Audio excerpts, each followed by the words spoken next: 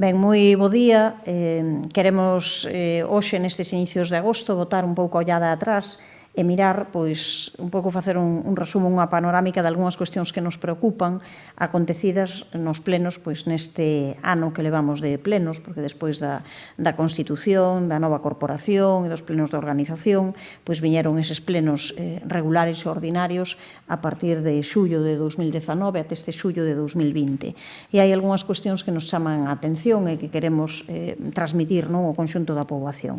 En primeiro lugar, comezando pola falta de compromiso deste goberno coa súa veciñanza, co conxunto de santiagueses e santiaguesas en cuestións absolutamente fundamentais. Por exemplo, nunha liña opoñéndose a temas tan importantes e tan relevantes para Compostela como a reclamación da débeda pola capitalidade. Bugallo comezou xustamente nese pleno de xullo de 2019 votando en contra dunha proposta do Bloque Nacionalista Galego para incrementar, solicitar da Xunta ese incremento necesario polos gastos que lle supón a capitalidade a Santiago de Compostela. Nunha sumisión absoluta a Feixóo, que xa vemos que é o seu candidato, e que ao final dá uns froitos que son absolutamente ridículos, insuficientes, que son unha miseria. Esa suba de 60.000 euros apenas, un 3%, é unha cantidade ridícula en comparación con aquela que tiña que ser como mínimo 5,5 millóns de euros, por tanto que estamos cobrando menos da metade do que nos corresponde nestes momentos ao situarnos nos 2.392.000. A verdade é que é unha cuestión extraña, por iso digo que imos falar de cuestións de procedimento, porque o propio alcalde aí comentou que ese non era a maneira de negociar, non era levar unha cuestión a pleno, senón que as negociacións se facían de outra maneira. Pois xa vemos os resultados de facer as negociacións de outra maneira, como elas as quixo facer, non? Exactamente igual, pensamos, preocúpanos que o grupo de goberno este utilizando a estrategia da abstención, de absterse a cantidade de cuestións que son fundamentais para a cidade como elemento de non comprometerse, para non asumir acordos, para non ter que realizalos, porque esa é unha das cuestións que el veu dicir, que non asumía aqueles acordos, que non aprobase directamente co seu voto a favor o propio Partido Socialista, a pesar de que poden aprobarse co resto dos grupos da oposición, e son iniciativas que, por lo tanto, nós entendemos que teñen que levarse a cabo adiante, non? Iso significa unha falta de compromiso coas peticións da veciñanza que moitas veces é o que veiculizamos os grupos da oposición, e significa iren tamén por libre en vez de faceren fronte común cando son un goberno en minoría. Tamén significa ter esas mans que pensan que son libres para non cumprir o que se apoia. Por tanto, do que se trata, do que queríamos hoxe deixar en evidencia, é que, para alén daquelas cuestións que o Partido Socialista xa votou en contra directamente no pleno e que votou en contra dos intereses da veciñanza, hai outras en que o que fai é absterse de maneira sistemática. Esa abstención, o que, desde a súa perspectiva, o que parece que vai favorecer é que non as vayan levar a cabo. É o que nos preocupa, porque son propostas aprobadas, iniciativas aprobadas,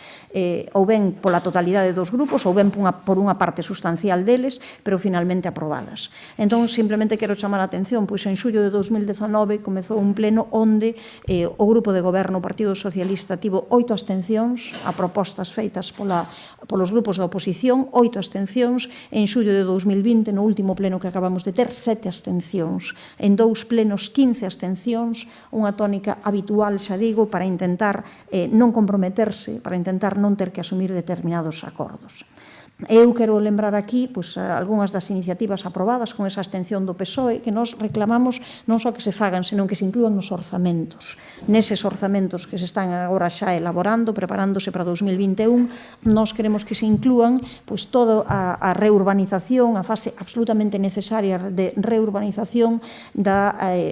Avenida de Salamanca, de Ultreia, de Oviedo, de Coimbra. Creemos que esa toda é unha zona moi próxima ao pleno centro da da cidade e que está nunhas condicións de falta de accesibilidade e de necesidade de reformas e que ademais sobre que hai proxecto feito era xa algo que estaba comprometido xa na etapa do goberno anterior que nós queremos que sexa unha realidade que foi aprobado en pleno a pesar da abstención do PSOE e por tanto que queremos que se faga unha realidade. Exactamente igual queremos que se faga unha realidade a recuperación do patrimonio natural da Lavacolla como tamén puxeron no noso coñecemento desde a Asociación Ruta Xacobea, como se levou a pleno e como foi aprobado en pleno. Ou un plan de continuidade da fase de remodelación dos Vasquiños, de toda a zona desde a Praza da Paz a San Roque, continuidade xa das obras feitas nos Vasquiños, noutra fase sobre as que tamén hai proxecto e que o único que falta é que isto se inclúa para os orzamentos de 2021. E tamén o plan de continuidade da remodelación de SAR, agora feito pois até o cruce con Curros Enríquez,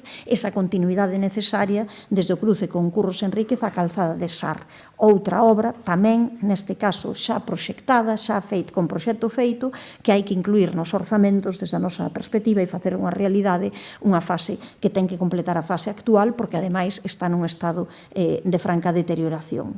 Ademais destas cuestións que atinxen a barrios, que atinxen a parroquias,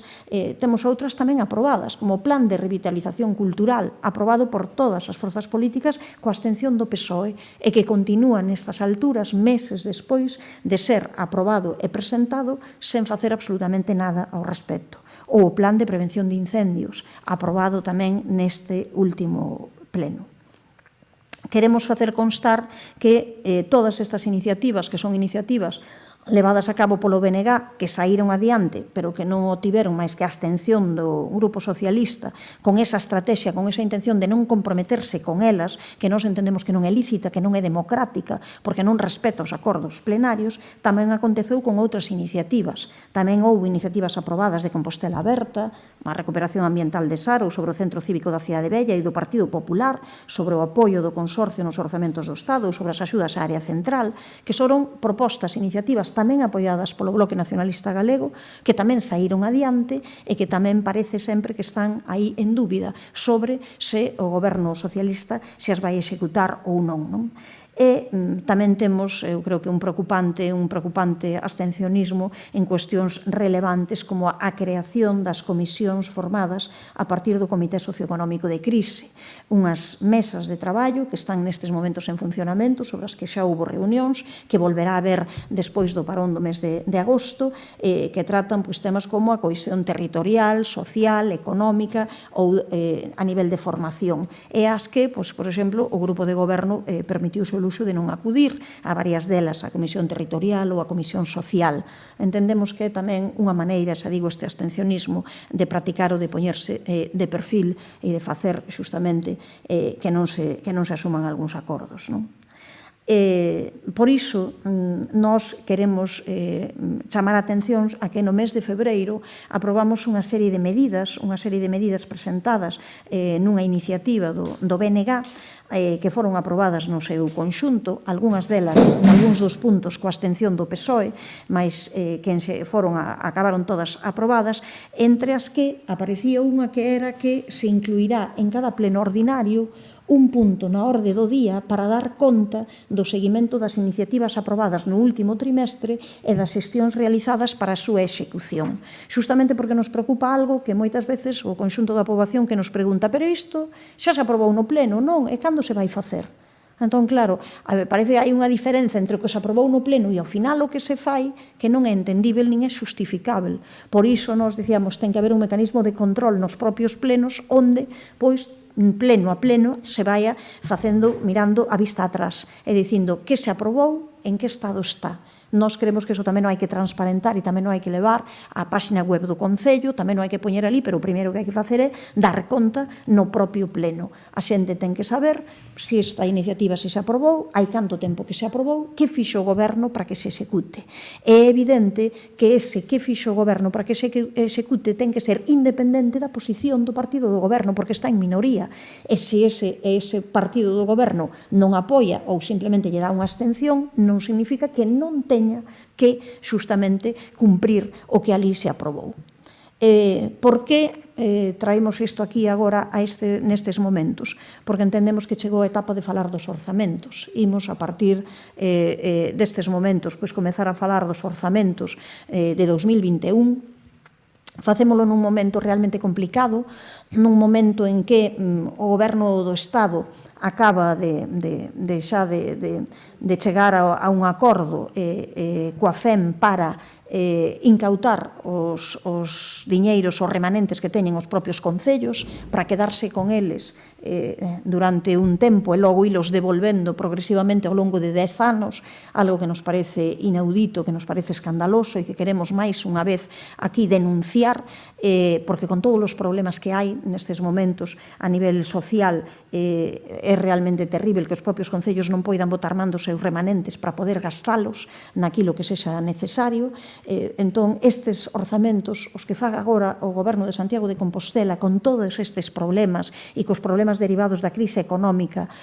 despois do coronavirus neste momento, necesitan ser, desde a nosa perspectiva, máis consensuados que nunca. Pedimos que sexan orzamentos feitos a nivel participativo, onde se inclúan, desde logo, as propostas aprobadas en pleno, e que creo que iso é o mínimo. O mínimo que poden facer estes orzamentos é incluir aquelas propostas que foron aprobados por unha maioría do pleno e que, por tanto, deben formar parte do que se comece a executar, que se comece a xestionar. E, sobre todo, que haxa a posibilidade de colaborar mentre se elaboran, non que fagan como nos orzamentos anteriores, que nos deron un borrador ao final de todo, cando xa tiñan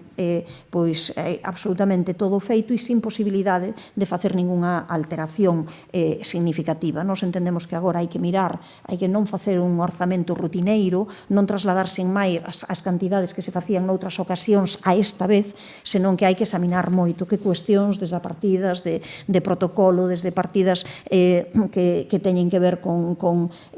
novas persoas que se poderían incorporar desde direccións de área, cuestións que ao mellor que estaban aí de atrás, que agora hai que mirar con lupa, hai que decidir se esas son as prioridades ou non, cales son as prioridades, facer investimentos tamén en equipamentos, en obras, iso tamén significa dinamización económica, pero tamén o significa quitar adiante ese importante plan de revitalización cultural que debe de estar. Entón, nós o que exiximos é que todo iso se diga desde a primeira semana de setembro, que se nos convoque a reunións onde poidamos colaborar, chegar a acordos e onde se asuman, xa digo, como primeiro elemento fundamental aquelas que foron aprobadas en pleno. E, por tanto, instamos xa, finalmente, como Bloque Nacionalista Galego, a que o Grupo de Goberno non siga con esta estrategia de absterse para non comprometerse con nada, porque os acordos do pleno hai que executalos. Esa é a única maneira, desde a nosa perspectiva, de entender a democracia. E xa quedo ao vosso dispor se tedes algunha pregunta.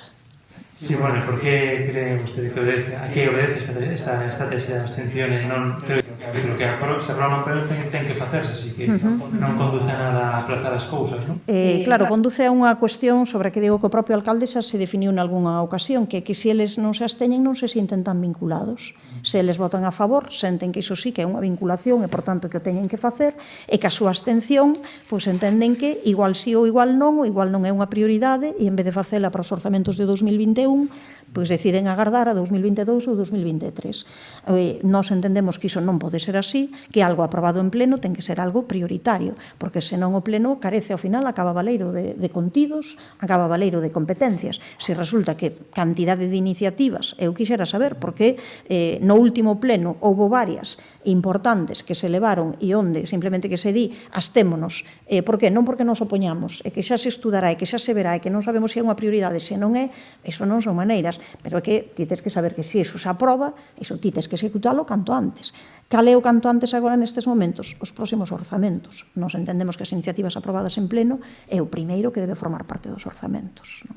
Eu creo que é unha maneira de non comprometerse. Insisto, non é non comprometerse con aquelas cuestións que decimos as organizacións políticas, senón que as propostas que nos levamos parten, a inmensa maioría delas, de reclamacións que nos fai a veciñanza, as asociacións de veciños, as asociacións culturais. Ao final non se están comprometendo coa veciñanza de Santiago. Ben, moi ben, nada, a vos.